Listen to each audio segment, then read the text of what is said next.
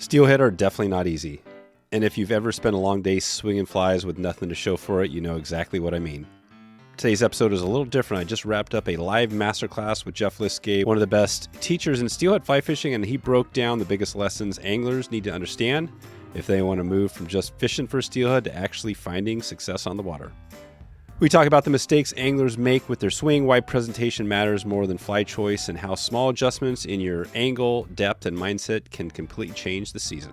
This episode is pulled straight from the Wet Fly Swing Fly Fishing Bootcamp, and if you want to see the full session, including the visuals and the complete breakdown from Jeff, you can watch that right now if you go to wetflyswing.com/steelhead bootcamp.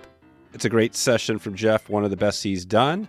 I also want to give you a heads up that we just opened up a Wet Fly Swing Pro. You can go to wetflyswing.com/join right now, and you can get all of the bootcamp bonuses that are live until next week, this month, and they're going away. You can check it out right now. I would love to have you in Wet Fly Swing Pro and get access to all the big bonuses we have going this year. All right, let's get into it. Here we go. Jeff Liskay. You can find him at greatlakesflyfishing.com.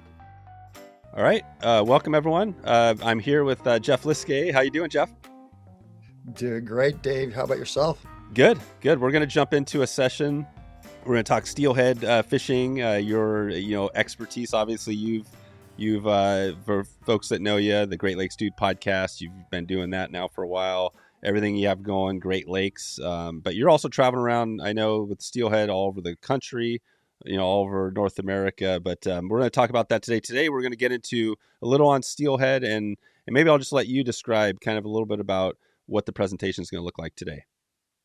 Yeah, man, Dave, way big thanks for the invite to the boot camp. Pretty cool platform, but welcome everybody. I have my program. I'm going to call it Closing the Loop through, a guide's eyes. This is my 54th year chasing hatchery and wild steelhead. And I think this program is pretty cool because it's going to be, everybody thinks there's some type of magic when it comes down to swung-fly, right? It's the fly, it's the sing tip, it's the rod. The furthest thing from that would be that it's how to locate these silver devils, right? Mm-hmm. So my journey, started a long time ago in about 1973. And that's what wrecked me, was my first king salmon on my own with a homemade lure right on my local river here. So you can see at 66 now, I've changed a little bit. But my passion, Dave, is still there, though, believe it or not. Yeah. But, so let's talk a little bit about when you start to approach things. The playing field has changed since I've started and everybody else has started. And if you're just getting into the swung fly game, things have changed, right? The rivers change. There's, less fish and more anglers. Angling pressure is extremely high, even in some of the remote areas. The wild fish runs are impacted by habitat loss, bycatch, climate shift, whatever you want to call it. My weather has changed even the Great Lakes. I never used to be able to fish in January and February, and we've had some pretty mild winters on and off, except for, the winter of 2026. It's normal, but that was unheard of for years, Dave. It's crazy. And then we've had, when you rely on hatchery fish like us, when they don't stock or they miss a stocking because of COVID, the stock numbers are down. It's hard to find them, right? When you decide to do the swung fly game, I think what happens is that you don't get as much feedback as you would be if, you were throwing conventional gear. So sometimes we question it, but I think one of the key things that's really helped me out over the years is partnering with people that know more than I do, from mentors to fishing partners. And the role model is Big Brian Niska from Skeena Spey, who we do our wet fly swing host trips with.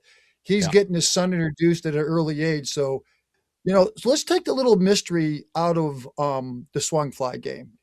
We're going to chat BC, West Coast, Great Lakes, East Coast, trout spey, but it all boils down to like the venue, how to find the right spot in your venue that you're planning to fish. It's, the flies and the rods and everything, we'll chit chat, but it's how to find these darn things, right? And besides how to find them, it's like, well, why do I need spay? Why do I need to swing a fly? Do I need it? Obviously, yes, it's just way cool. Hmm. But I think it offers you another arrow in your quiver that you rely on with all different types of fishing, river fishing especially.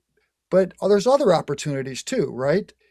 I got involved with it because my runoff rivers in the Great Lakes are pretty high and turbid, and I wanted to fish the higher flows and levels and gritty water rather than trying to, indicator fish with small nymphs and never catch a fish or so till the water's cleared, right? And then when I go to a strange venue, doesn't matter where it is, South America, British Columbia, Alaska, and I don't know the water, or if you don't know a watershed that is new to you, it's a great searching tool to cover the water to get a little bit of feedback of what the river is like and where the fish are lying, right? It's a bank to bank covering system, right? It's really good. The other is, as you get older, right, the less fatigue, right? Putnam will start talking about casting, but you're using two hands. You can use it for saltwater and freshwater overhead casting. You don't necessarily always have to swing flies, but this gear that you're going to buy to swing flies on rivers, you can also switch it over to other opportunities. I use it for smallmouth bass in the summertime. So there's lots of options there. Trout spay is taken off a little more than it has been. Depends, like you're up, Dave, you're going to Missouri and stuff, Missouri River. This is a really great tool with the smaller single hand rods with spay lines or whatever, but the swung fly presentations for trout spay is pretty fun. If you're tired of nymphing them up and if you don't have any dry fly opportunities, the swung fly deal is pretty cool. You can downsize. Swinging soft hackles is probably one of my favorite ways to fish for trout. I've caught trout, other ways, but I like the soft hackle with a scanty line, long leaders. It's just super fun way to catch trout, regardless if they're 6 inches or 2 footers, right? Yep. It's also in and around Michigan, in a lot of the bigger trout rivers, we fish the higher waters. You have fish the melt off up in the Rockies with big weighted trout streamers, right? And these trout spays are really good for strip swing, right? Russ Madden's, up in my geographic area in Michigan, Russ Madden's famous circus peanuts and all the giant flies that are hard to cast. It makes it really pleasurable when you have a trout spay rod to strip swing those. You can see those, gaudy colors when the water's up, or just to attract some of the larger predators, in the river, the big browns and stuff. So let's talk a little bit about, we get asked a lot of questions, Dave does, and we are doing the podcast about rods and everything Hmm. else. I'm going to make it super short. On the left, you got a click and pawl reel, which is super fun. They do not have any drag system on them. I wouldn't recommend it for a beginner. I really do like it. Then you have the seal drags, and then you have the drag systems on the right hand type reels. The main thing is what I really want to concern is that when you jump into the spay game, make sure that the reel is large enough to accommodate these larger spay lines and shooting heads, right? And when you go to balance the outfit, a lot of anglers will keep the line on the reel. What you really want to do is make sure the shooting head, or at least the belly of a mid-spay line, is out of the rod tip, just like you were fishing it. So when you're holding that up on the front of the reel on the foregrip, you're going to have a nice balanced outfit. But if you have the line and the sink tip and a big long 50, 65 foot spay head on there, you're going to have the weight of the line on the reel and the rod won't be as balanced when you go actually fishing. So a pretty key point. Quickly on rods, one nice thing about spay casting, you're going to hear Jeff Putnam's here coming up today with the casting, is you can use your 7.5 foot to 10 foot rods just by getting a spay dedicated line, basically a single hand spay line, a Scandinavian line, even a Skagit line. And then when you start getting longer rods, now they coined the rods that are between 10.5 and 12 footers, switch rods. and those are going to grain a little bit lighter in grain weight. They're sort of like in that trout spay area. Then you have the Mhm. short spays, which were a lot of the anglers on the OP like to fish a little bit shorter rods with full spay grain weight heads on them. And they're a little shorter. They usually bottom out around 12 and a half feet. They start around 10 and a half foot. The Jerry French Pirouets and things like that are very popular. Loomis, short spays, all those are that. And then the full two-handers are 12 to 18 foot. I will like to say that it is a forest of confusion when you begin picking out a spay rod. You're going to have super fast actions, slow actions. My favorite rods that are easiest for me to cast is a rod that has a pretty soft tip section, like maybe the first 8, 12 inches. But from there, the midsection is super, super strong. But then when you get into the butt section, it has a little bit of forgiveness in the butt section, a little softer. So the whole rod bends all the way down into the cork. It's easier to cast throughout Scandinavian style lines and the Skagit lines. I prefer those type. Other anglers might prefer a fast action, but that's just my preference. Makes it easier just for general casting day in and day out, hour after hour. So I think the magic, everybody thinks the silver bullet is the sink tip, right? And we'll talk a little bit about how to choose the sink tips, but I really want to touch really quickly when it comes down to the swung fly thing is sink tips. This is the essay. Then we have going to talk a little bit about the Rios. I think the key thing is comparing the length of sink tip that you're going to put on the end of your Skagit line, not on the end of a Scandinavian line, is just as important as the sink rate because of the casting ratio. So, rule of thumb, 8-foot sink tips are used for rods that are basically 9 feet and under. You could put it on a 10-foot rod if you wanted, like a 10-foot steelhead rod. But generally speaking, I say from 9-foot rods and under, you use an 8-footer. For 10-foot rods up to 12-foot rods, I used the 10-foot sink tips. And then all rods that you have for 12-foot and over, usually a 12-foot sink tip is going to cast and give you a nice line stick, a nice, something to pull against on your D loop. Could you put a 10-footer on a 12, 13, 14-foot rod? Absolutely.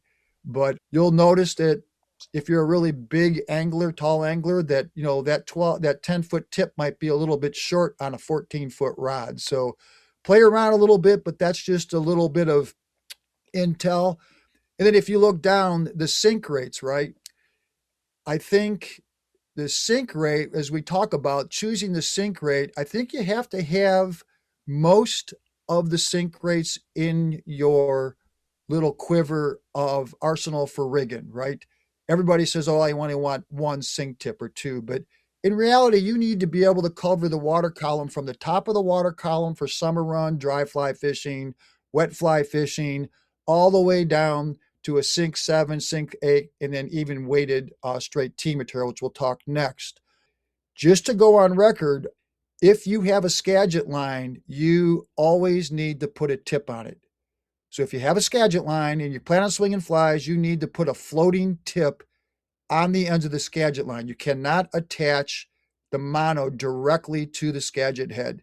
You can attach the mono to a Scandi head, but not a Skagit head.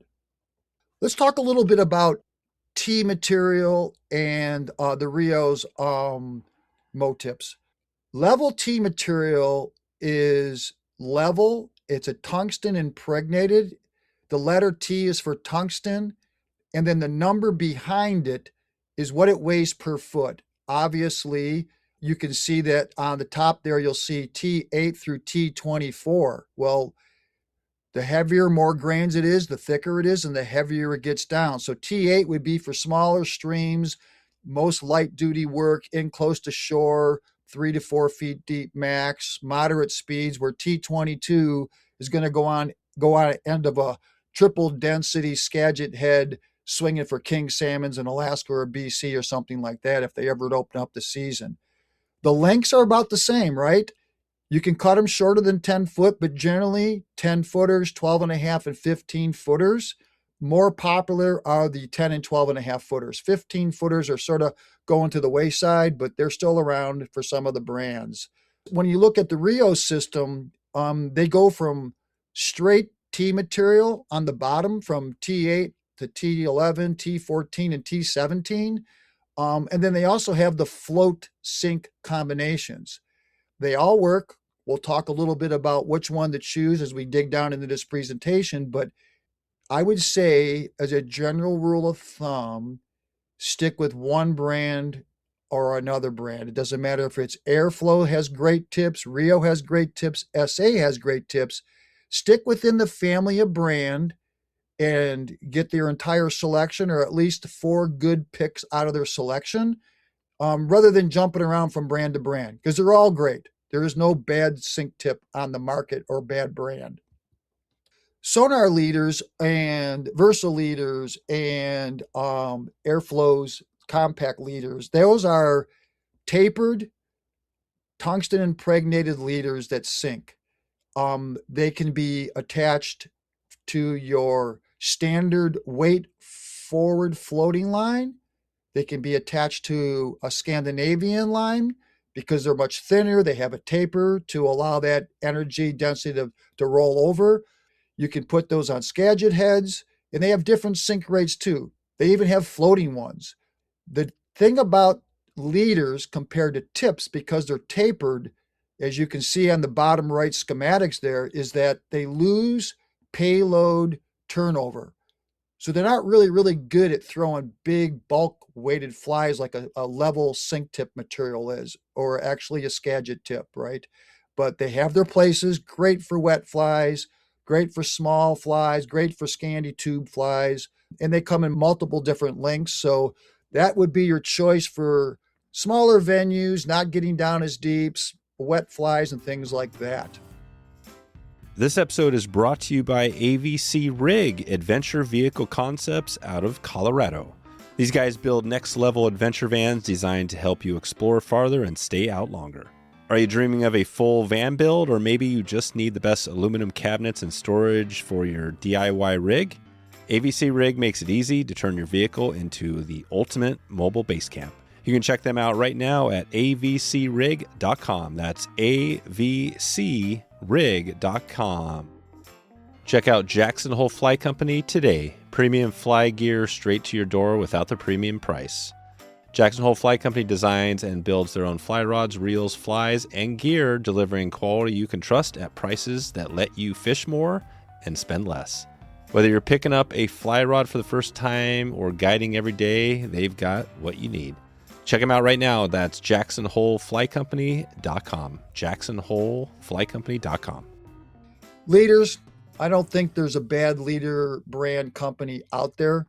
What I want to emphasize is cross-check your diameters, right?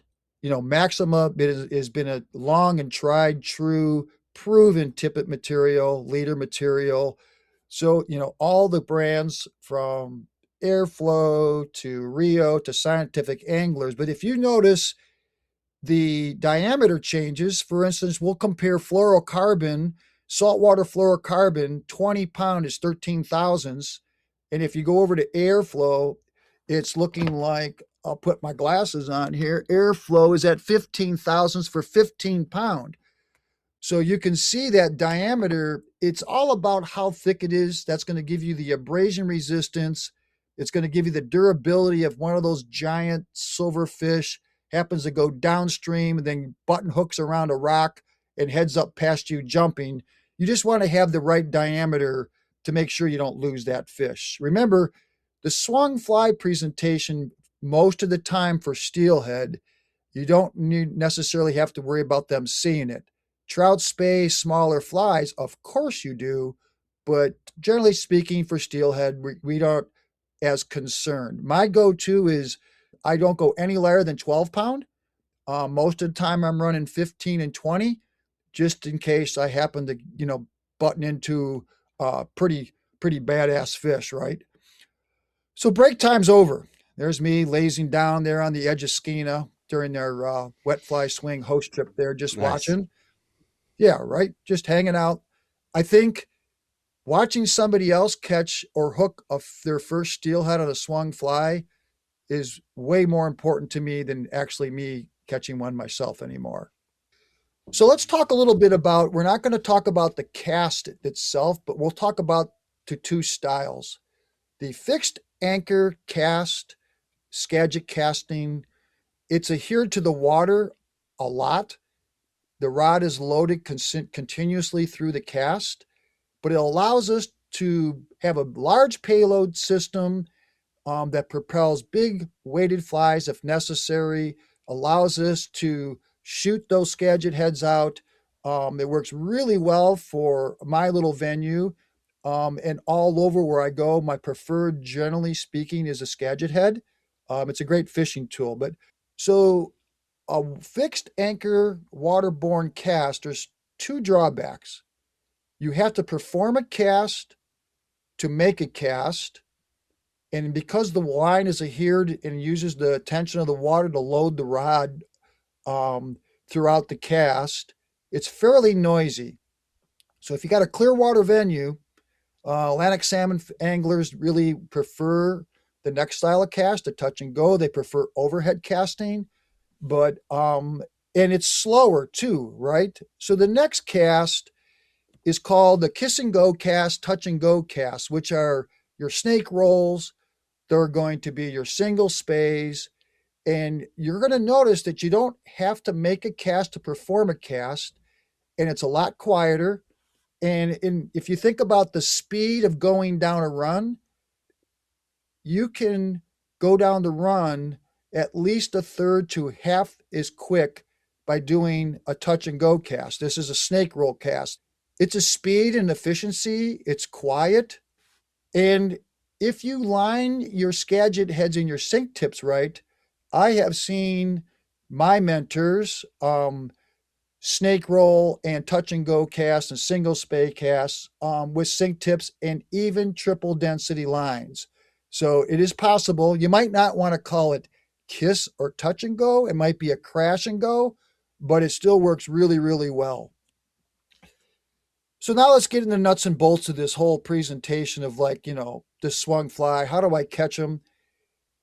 I have the rules of three. You evaluate, you're going to execute, and then you're going to adjust. The first part of evaluating is where to start. That is the hardest thing any beginner angler, and even veteran anglers like myself, is what river, what section of the river. I think you have to ask yourself, how many fish are around? If you're trout spaying, it's a high density of fish. If you're fishing for steelhead, especially wild steelhead, there are going to be more times than not that the fish are not even in front of you, so to get a grab. So you have to locate them. So expectations have to be set so you can plan your day accordingly in what you can expect out of that river system when you go fishing. What to use? I think we'll talk a little bit about that. What, as far as the flies and the sink tips, how do you get down into their zone? And then what to do next. So it could be as simple as, like, the wind comes up and your casting's falling apart. You need to adjust. It could be as simple as saying, I always tell myself when it comes down to execute is, did I fish that cast well? Right? We always joke each other when you go down the run first and you don't get a fish, and then your co-angler partner comes in behind you and catches a fish and he picks your pocket. Of course, that's what we call. That probably tells you that even if you had the same fly on, you didn't fish a few casts well. So always think about fishing every cast well and not falling asleep at the stick. I would say, as you move forward and you start to execute and look where steelhead lie and where they call home, your eyes are the most important tool I have. It tells me how to read the water. It tells me how my cast was. It tells me my backdrop. It's your anchor when you make a cast. You can call that your golf tee. What, right? You got to watch that. And then for me, when the water venues are clear and the fish numbers are low, I float until I see steelhead. This fall was extremely tough in British Columbia, on a lot of the rivers, and I floated until I actually saw one or two fish. I pulled over, let them rest, and then actually fished for them because I could see that there were no fish in the run. So it just, eyes are always good. As the river coming up, is the river coming down, things like that. But I want to talk a little bit about fish strains and what to expect out of them, right? A summer run fish, steelhead, wild, is, or even in Michigan or New York, where we hatchery ones, these fish move into the interior parts of the river and they're coming in starting in the end of July through August. So these fish have to go a long way. The water temperatures are up. They're very aggressive. Spring fish are coming in. The water's cold. It could be a little lethargic, but they don't run up our river systems as far. Even in the Great Lakes, my home river, spring fish run up. They get in the boom boom room. They try spawning and they drop out. Winter fish, on the other hand, out in the Olympic Peninsula, even my home rivers on the Great Lakes in Michigan and New York, these fish come in right around the end of Thanksgiving, beginning of January. They start coming in, and they spawn in the spring, but because they come in the winter, the water temperatures are down a lot of times, right? So they're not quite jacked up like a summer run fish. Fall fish, that's another story. Fall spawners come in super early. They spawn early and then they get back out. A lot of times in and around my neck of the woods on the runoff rivers of Lake Erie, these fish are coming in. They're spawned out and they leave the river system by the end of December. So there's lots of different strains. Each one has their own characteristic. Some are a little more grabby than others, but it's nice to know. So let's locate these things, right? You have to open up a communication line with the fish. And steelhead talk to you. You know, they're not talking to you like I'm talking to you right now, but they're going to, if you get a grab or you see another angler or you get some intel from another angler, they're going to say, hey, I'm right over here and I'm with a couple of my friends. Most of the time, steelhead don't pack into a hole like salmon do. They come up in small pods, and if you get one fish, there's usually one, two, or three fish in the general area. Sometimes in the Great Lakes with high density fish populations, there might be as many as 15 or 20 fish. You know, Dave, you've seen that on Elk Creek, right? How many numbers can get in a small stream, Yep. right? Yep. So are they moving? Are they resting? Are they holding? Are they spawning? Or are they coming back out of the systems being recombers? When the fish are moving, we can't catch them. We see that a lot on the Skeena, right? We're just hoping for one to slow down enough and find a feature that they're going to hold on. We'll talk about that. When they hold, that means they actually found some area that they're going to hold, wait till they start to mature and spawn, or a high water pushes them out of that hole. When they're spawning, they're spawning. You know, you leave them alone, let them do their thing. And then when they're done spawning, they're heading back out to the ocean or the lakes, they bite like crazy. So this is the hard part about a swung fly angler, is understanding that our fly is only in their zone for a short period of time. You can see this magical 3D box that's in this window of a steelhead's vision when we're swinging a fly. It comes in from one side or the other. They see the fly approaching, then it goes through the middle of their zone, their awareness zone, then it pops out their peripheral vision. And at that point in time, they have to make a commitment to either slowly follow it, jump on it, and just grab it. That's, you know, it all depends on water visibility and temperature. Remember, fish move easily horizontally along the bottom or through the water column to get to your fly than they do vertically. They won't move too vertically if the water's cold. They won't move a lot when the water's really gritty. So think about when the water is cold or dirty. Imagine that your fly has to marinate in their zone, in their face, way longer than it would be if the water is cleaner, clearer, and warmer. 40 degrees is around the magic temperature where fish really start to get lethargic. The steelhead, I would say when the water temperature is 36 degrees to 33 degrees, like I fish a lot in winter steelhead fishing, that the magic window for these fish is 6 inches by 6 inch magic box. So multiple casts, go through the run one or two times, because the fish, if they're there, you're going to have to lay it in front of them way longer than you would be. We talked a little bit about noisy casts, right?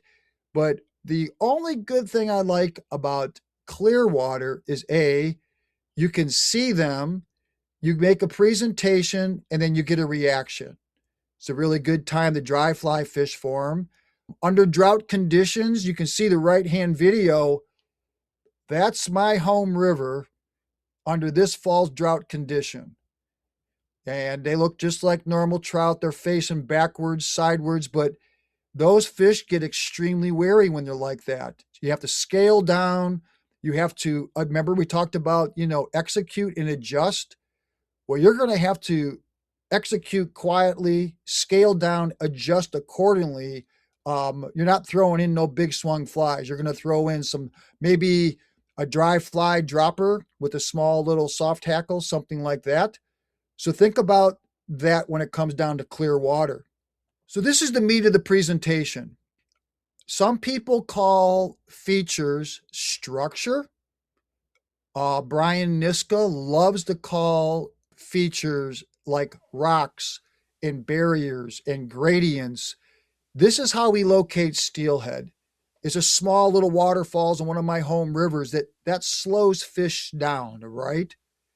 The next is going to be actually a natural waterfalls, which is on another one of my home rivers, which there's a cascade of waterfalls anywhere from 10 to, 40 feet. That stops the fish migration. We need to know where those are at.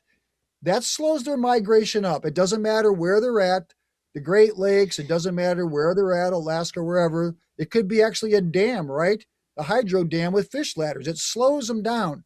It traps them, like on the Deschutes River, fish get trapped between the dams. But so I was pretty blessed to fish the Dean this summer. And they had a little experiment by radio tracking steelhead through Jeff Hickman's lodge and the upper lodges. And to traverse that, a wild fish, they figured it was about a week to get through that. Pretty amazing that they even got through it, but it took them a week to traverse through that on an average. So let's talk a little bit about when you're on the river and these features. And we're not talking about steelhead fishing is not like where you're fishing in front of a large quantity of fish. I want you to think as a hunter. I want you to think of one fish at a time. I want you to think about a fish that could be holding, a fish that could be migrating up a river, going to its natal way upstream river, especially summer runs, something that holds these fish to creates different features. So like a big rock. If you see a rock that's way out of your casting range and you feel that you're safe to wade, do not be afraid to step out, fish more aggressively in your wade line, and make a few casts by one rock. It could be sticking out of the water like this one. It could be sticking below the water surface, making that nice little boil that we always see. But those features need to be fished one at a time. And they're only going to hold one fish, but never really think about a steelhead laying directly behind the rock. They're going to be right in the front of it where the deepest part is, where the wash is, on the side of it. And if they're behind it, they're going to be behind it where the two currents converge. So fish that, swing your fly. To fish one rock, it'll probably take you at least 6 good casts to fish one good rock feature. Some's going to be on the outside, some's going to be in the front of it, one's going to swing on the inside of it, different casting angles, one behind it. Might even have to change your sink tip to a lighter sink tip where you don't get snagged, but this is where the adjustment comes in. So the river surface, is going to tell you a story, right? Current changes and things like this. This is the wet fly swing. when we do the host trips with Brian Niska, Dave is Yep. generous enough to let me host that trip. So that's the lower Skeena there, and Dave's been on that trip too. Trying to read that water is pretty amazing, right? The features change, and sometimes it doesn't look like the fish are there. So I scaled things down in all rivers. This includes trout rivers and everything else. Is that the third stage of features are features that you can't see, right? This is where hiring a guide that's intimate with their water is really helpful. Especially even in my small little rivers that I guide, if I sit in a spot that looks like this, it's pretty broad, you could take a long time swinging your fly all through it. But if you look at little unique characteristics, current speed changes, maybe a slight little bit of disturbance on the water, concentrate on those areas, those hidden structures. Sometimes they're easy to spot, sometimes others. So find those sweet spots. We call it the spot on the spot, and concentrate on those areas more than just blind casting. Generally speaking, for a beginner swung fly, you want to fish the heads of the runs and the tail outs and sort of leave the guts of the runs alone, because it's just so much water to try to cover that it's pretty hard to get one out of the gut, especially on really large river systems. My little river system is super easy. You can push through them really quickly. So besides hidden structures under the water, I think we need to understand that features create causes of current speed changes. It's invisible structure. Just like a thermocline on a lake, like stillwater trout fishing, just like out in the big Great Lakes or the oceans, there's thermoclines that the fish like. Well, this change of invisible structure is, if the water is colder, the fish are going to have to use slower water. Like if you look on the red line near the bank, then the green line might be when the water is going to be a little bit warmer. And then the white line is if the water's pretty warm, getting up into the mid 50s, going into the low 60s. These fish will be laying out in that faster current. I call it, the three different lines. I call it, depending on the water clarity. If the water's clear, the fish might even be a little bit more to the middle of the river because the river is down lower. So think about where they're at. I will say that majority of some of my largest steelhead were out in that next layer of faster current than the mid-sized steelhead. Those fish are like the size of small Chinooks, and those fish could get right inside and hunker down in a much more aggressive current. So that's sort of the way I break it down, but let's break it down to another. So being blessed to hang around Brian Niska at the lodge and stuff, and I'm sure you've listened to his podcast. If you haven't, tune in to the Wet Fly Swing for Brian Niska's versions of it. He calls it reading the color of the water. So the way he interprets changes of current speeds, he calls it color. Basically, like you want to keep your fly in the magic zone of the right color, right? So if you look there in that course of that day there, if you made a cast out into the red water way out there and make a bombing cast, you probably weren't going to catch fish. And as you swung down towards that green water where the fast and slow met, could be a few features there. If you notice way down there at the end of the green is a rock. So that's probably going to be the best water to keep your fly in. And then the yellow water, at that point in time, there were no fish in and around the yellow water because the water might have been lower and they were out in the green water. So think about marinating your fly in the best water, keeping it there as long as you can, by your wade line, by your casting angle, by your sink tip depth, choosing that, and we'll talk a little bit about it. So keep it in the right color, right? So how deep do you wade, right? I think one thing I see everybody do is I think they just wade too darn deep a lot of times, right? Some of the British Columbia and Alaska streams and the West Coast streams, It's like Jesus standing on water. You're only standing in ankle deep water because the fish could be right against the bank. So you want to make sure that you present that fly right to the bank, right into the dirt, right? If you're fishing with an angling partner, maybe two or three of you, it's always good to have one angler start close to the bank, another angler step out, and then the next angler step even deeper and fish as deep as I'm fishing there, right? That's one of my larger home rivers, that super deep pool there. And I had to wade deep because it was winter time and those fish were laying out in the frog water and I wanted to hang out there. On the right, it's very popular in Michigan on the larger rivers to fish and swing flies from a boat.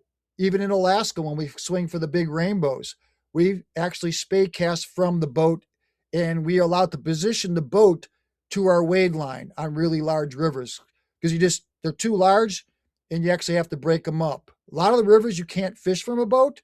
So, you have to check your regulations. Discover the Montana Fly Fishing Lodge, nestled along the federally designated wild and scenic East Rosebud River with 1.5 miles of exclusive private frontage. Their all-inclusive luxury experiences combine world-class fly fishing on legendary waters like the Yellowstone, the Bighorn, and Stillwater rivers with rustic elegance in their spacious lodge and luxurious canvas cabins. Beyond fishing, explore the stunning Absaroka Beartooth Wilderness through guided adventures, or simply relax on their outdoor fire pits surrounded by quaking aspen and cottonwoods. With capacity for up to 18 guests, private Spring Creek stock trout ponds, and a fully equipped fly shop, every detail is designed for the perfect Montana escape. You can book now and experience that ultimate combination of responsible fishing practices, breathtaking scenery, and unmatched hospitality at Montana's premier fly fishing destination. You can head over to montanaflyfishinglodge.com right now and check in with them and see what they have available. That's montanaflyfishinglodge.com. So if we're swinging a fly, our fly is going to progress down across the stream grain on the yellow lines. We are going to be wading along the bank. And if you notice how I have it gridded off, so the grids are that magical 3D box. So if I'm going to step down through a run and the water is cold, I'm only going to step down and make my yellow marks much closer, maybe one step at a time. If the water's dirty, I'm going to make a little step, like one step.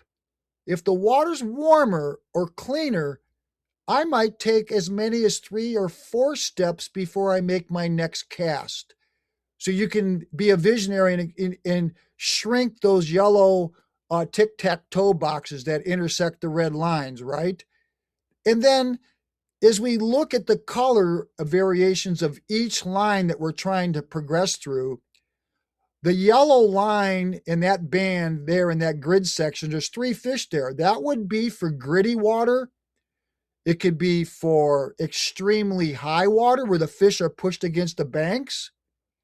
If the water is extremely low, you might find them hiding out in nearshore shelves structure, very tough to get. So, you might have to use your sink tip to drop off of ledges and get into those nooks and crannies because the fish are hunkered in, right? But if the water's perfect, the water visibility, say 2 foot to 3 foot, the water temperature's over 48 degrees, right down the middle of where you expect to catch them on that seam of the faster to slow, that's that magic purple color, right? You're going to get a high percentage right there. So be on guard and choose your watercolor system. And the fish talk to you, right? If you get a grab there in a certain current speed, I will guarantee you that that's where the most of the fish will be for the day. Faster water, slower water. So keep your eyes open, keep your game face on. So larger rivers, we call it pinch points, where large rivers funnel down and the current speed changes. And it changes because there's shoreline structure. It could be a point. It could be a couple series of some really big rocks. It could be a gradient change. We call those pinch points. Those are areas that the speed of the water might go from super slow to just enough speed where the fish like it. They like to lay there. Really key for winter steelhead fishing. You look for those little pinch points. You look for little speed changes where the water goes from slow to walking speed to almost frog water. And those are those little speed changes where, remember, we're only hunting for one fish or two. So, sort of like right where that arrow is there, you notice the shoreline has a little bar there, just like the skiing and every place else. It changes current speed that hesitates the moving fish to make them resting, and it'll also make fish hold there maybe overnight when they're traveling through or waiting for spawning urges. Hard part about same color, same paste water is, like we talked about, is that we need to find those hidden structures on it, right? But you can just sort of see here how you have some nervous water on top here and there with that glassy still water right where the angler was fishing. Right there, there's a little bit of a structure there. There's a little point straight out the log jam there that created some features along with some rocks. So if you see the calm, slicky water meet the trembling, we call it diamond chop, nervous water, there's something going on underneath the river surface. So make a few extra casts. And when you're working through the water, we can talk about the pace too, how fast you want to cover through water. My runoff rivers, which we've actually had a wet fly swing host trip there, was super fun. Thanks everybody that came to that one. Is that they go from high, turbid, running in the trees, muddy, to so low and clear like the left-hand screen that I can visually go there in low water periods in the summer and find these unique hidden features, like these little ledges, these little rocks. So if your home river gets clear enough and the steelhead run's not on, spend some time, float it, walk it, really get to know where those one or two fish will lie so you can spend the majority of your time in those hidden feature spots that makes those fish hold there rather than just running through a milk run of a long run after a long run and only getting through 2 or 3 runs a day, where you can dissect a whole run, cut it into maybe only 1 or 2 areas, fish those 1 or 2 areas and leave. I'm sure everybody's experienced with with a good guide.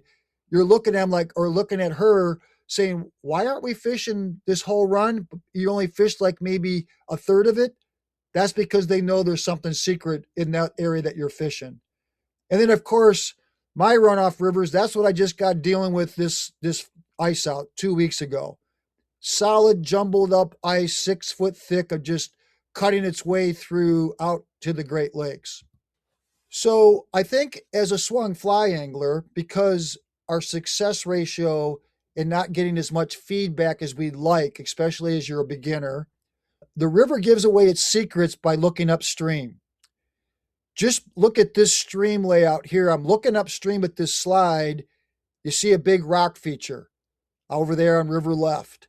On river right, you see a nice point with a nice rock feature. But look at that glassy water that comes down along the pines on that left-hand side of the screen. Then if you look way upstream, you're going to see a flat spot with a fairly aggressive rapids, right? Well, I'll guarantee you, if these fish start moving up through, they're going to slow down a little bit in that area, right? They're going to slow down compared to like a channelized straight run, not much features to it. So, I will say that Google Earth is your friend.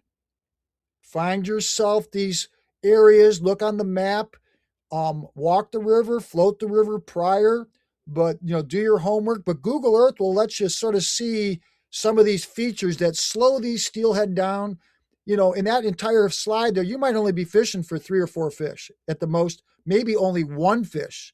So, but look at those difference. It gives away its secret. So I think let's talk about the cast angle, right? Fishing is nothing more than a game of angles. And I see a lot of anglers a cast in prayer. They just huck it out, got a sink tip on, and they swing and they step. and they swing and they step. I want you to meaningfully understand the angle of a cast and why you're making that angle of a cast. You could start out 90 degrees from you straight across, and if you let it go, the river will straighten it out, and then eventually start fishing. You might have to make a 90-degree cast and make a mend to sink the fly deeper. But understanding that the farther upstream you cast, the less the fly's fishing, the more you got to fix it to go fishing, right? Then if you cast at a 45 degrees or a 60-degree angle down, as you start working downstream angle casts, you don't have to apply the mend as much. You sort of just got to hold back on it, let the river straighten it out, get it to fishing depth, and then walk it across. Remember how we talked about the watercolor where we want to marionate the fly? That's sort of how we're going to start talking about sink tip choice. I like to call from the time the fly starts fishing till when it's hanging down from you on the hang down, that's that yellow line down there along the bank. I like to think of it as a slice of pizza. And that slice of pizza, when that fly is swinging magically through the water column, I like to think of it like, where am I at for depth-wise? And where do I expect the grab are going to come from, where water temperature and water current speed? Because there's a lot of times you might need to manipulate that fly or manipulate your wade line to make sure that the fly is in the magic slice of pizza the longest. So think about the cast angle. I like to cast down at a 45 a lot of times, more than a 90 or 60, just because I can give it a little bit of a pullback mend. I use a little bit heavier sink tip to allow it to get down and fish right away rather than playing around with a lot of mends. But there are times for mends too, trust me. When you let things set up, I think that the first mistake that a lot of swung-fly anglers make is that you cast, you stop the rod nice and high, the loop forms, the cast going out, and you follow through and drop the rod tip immediately, which allows the fly, spay line, skagit, scandy, or whatever, it automatically hits the line and starts fishing. And then if you need to do any manipulations, and a mend is nothing more than a fix. So then you got to mend it. I want you to consider a nice stop, let the loop form, and then sort of let the rod a little higher position. When the fly turns over and hits at the distance of your cast, hold the rod up and feed it into the water column. As the sink tip is basically sinking down, it's going to allow it to get to fishing depth. Then you're going to set it up. The river will fix it. You sort of hold it. That nice little arc, that nice little bow will form, and it starts swinging very, very slowly, right? Now, if you're dry fly fishing or wet fly fishing, a lot of times, like Atlantic salmon fishing, you're going to throw it out there. It's going to hit the water, and you want a nice, as you notice these different presentations of your fly line, those arcs, you're going to want a nice big chase. You want a fly that chases fast. You want maybe a dry fly that's skittering across the top of the water. You want a wet fly that's really cooking, right? A fast chase. So water temperature, species, timing of the year, play around with your swing speed. Try to marinate it as slow as you can. Try to speed it up with no mends. If there's no other anglers trying to fish your water and you're by yourself, make a couple different mends, make a couple different speed change presentations if you think you're in a hot spot, right, or a good spot. One thing I would like to emphasize is that if you're going to put a mend in a line, and it's a nice, meaningful spay mend, where you're not just doing a half a trout mend, mending half the line. I'm talking about a meaningful big pullback mend or a hold back where you're holding back on that sink tip, getting that tip, the front portion of the tip where it connects to your skagit head upstream, and then letting it sink down. is that you have to overcast the projected area of where you're going to get a grab. So meaning that when you cast out, if you cast where you think you're going to get a fish and make a mend, the fly gets pulled closer to you right away. So you really want to be able to overcast your target of the expectations of where a fish will be, do the pullback mend, follow through with a nice high, sink it in there with a rod tip going from high to low, get that fly down and start fishing ASAP.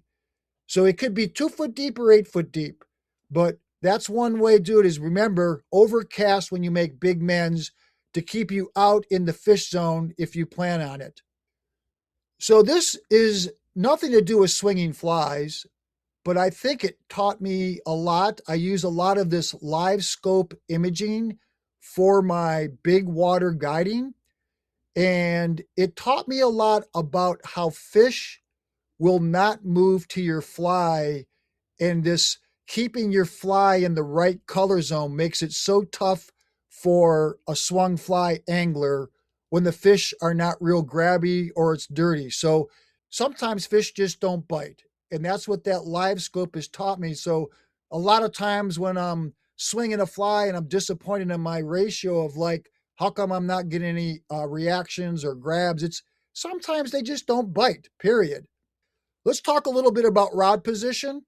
If you hold your rod to the inward position towards the middle of the river, the fly is going to slow down. If you hold it towards the bank, the fly is going to speed up.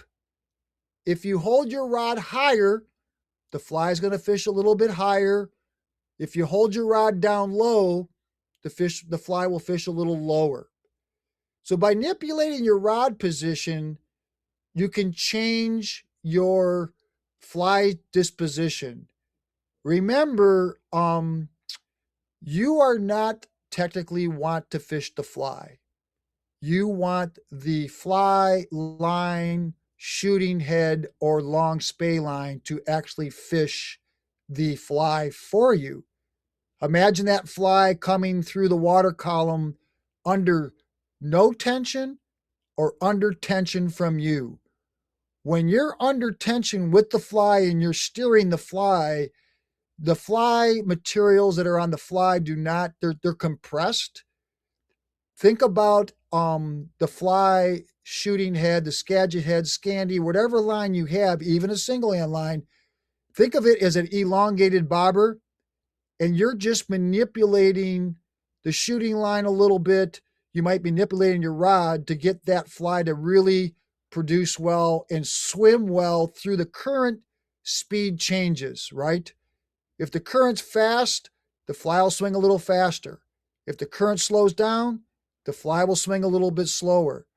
That is the key to swung fly fishing, is watching the line when it goes in the water. Watch the head. You'll see that fly, your fly head, or you're swinging that fly and it's moving through, progressing across that from far bank to near bank on your hang down. And I will tell you, once you get a little feel for it, you will find that you'll see your lines speed up and slow down just an ever so slowly, a minute amount in that couchy water. That's when you're going to get the grab. So the line is your friend. It's your indicator to success. I actually go as far as in the wintertime, full on 33, 34 degree water temperatures, shelf ice, I will actually allow my sink tip to touch bottom just before I park the fly. Kevin Feaster actually uses a split shot rig up in Muskegum that once we cast out, we make our mend, we allow that fly, he allows his split shots to touch, I make a mend, fully understanding that 2/3 of the swing is nothing more to set it up to get the sink tip to touch. The sink tip touches, which allows that fly to park, slow down, then I engage, and it allows that fly to park and marinate right on that very slow, inner near bank, slow, couchy water for winter cold water steelhead fishing, in those tanky pools, just enough to slow it down. Because believe me, their metabolism is down. Once it starts getting below 36, 38 degrees, winter steelhead fishing can get super tough, and you got to keep that fly hanging in the zone. A lot of times, I might let my hang down in a deep winter pool as long as maybe 15 seconds before I strip it in. I might even just, rather than doing a rod throb back and forth, I might just pull in about a foot or two of line and then let it drop back. Be very, very patient on hang downs for cold water steelhead fishing. What to tie on? Now we're talking rigging, right? Well, I think you can talk anywhere from big, bright pink, bushy flies over there on, the rods that are all there, bright orange and pinks for fresh, aggressive summer run steelhead that are coming in from the ocean, or winter steelhead that are like all jacked up, to even Great Lakes steelhead that at first come into our rivers here in the Midwest. They can see them, they're jacked up, but day in and day out, an egg sucking leech pattern of some sort is going to do you justice. The old egg sucking leech pattern that everybody copies, from using ice dub to old school chenille to using rabbit to using marabou, that is going to be your go-to base fly for swung fly. Your double marabous, trailer trash, add some ice dub. Some anglers even put a bead in front. That's your call. If you're hardcore, summer run fish and wet flies, winter run fish on wet flies, very, very doable. They caught fish way before all the fancy pants synthetic materials. And then, of course, dry fly fishing, right? For your summer runs and all those fish that are so lucky, blessed your anglers that can chase them when the water temperature's up and the fish are actually on the hunt and their metabolism's jacked up. I think for color choice, I think my rule of thumb is dirty water, clear water, some type of black. You can't beat black with accent colors, right? You can't beat black and orange, can't beat black and pink, you can't beat black and chartreuse, you can't beat all black, right? Black silhouette catches when their water's clear, it catches when it's dirty. I use those flies with the really big, bold colors in the middle there because my rivers are super gritty and dirty. They need to see the fly first, right? The big rabbit leeches with the cones, extremely well. I feel that orange and pinks are really successful for fresh fish moving in the system. I like that because it's really gonna like attract fish from a distance, especially even when the water's clean. Here's some different variations, right? You've got your standard everybody wants, your intruder patterns, super great. I will say that you need to have weighted flies and unweighted flies of the same pattern. If you feel purple or you feel white or you feel orange is your go-to color, I really want you to have it in weighted and unweighted. That way you can cover all the bases, right? My go-to is unweighted flies fishing with a fairly aggressive sink tip. Like you'll see here, in the middle slide here, right in here, egg sucking leech pattern. That's one of my go-tos. Nice big hot spot, chartreuse front, but it's unweighted tube flies that if I had a cone on it, it would probably get snagged up in my shale-based runoff rivers, right? I go as far as having unweighted, bead chain, and then cone-weighted flies. What's nice if you fish shanks or if you're going to fish tubes or whatever, it's super easy for you to slide on weights on the front of your fly if you need to get it weighted. It's super easy to go and put a weight on the back of a tube fly in front of your junction tubing. So the adjustable weight thing.